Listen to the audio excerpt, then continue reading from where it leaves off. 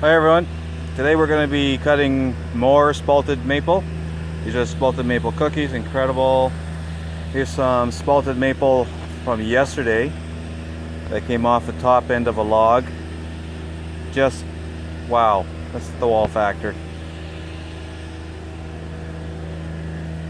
Just give everybody a bit of a taste of what we started out with or ended up with yesterday.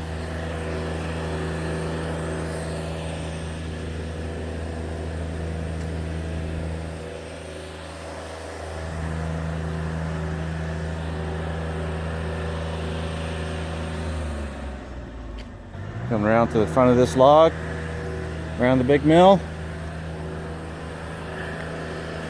We got a lot to do yet. That's 60 inches. This has actually got us maxed up without removing any roller guides on the blade. We'll show you more pictures later on today. Cheers, everyone.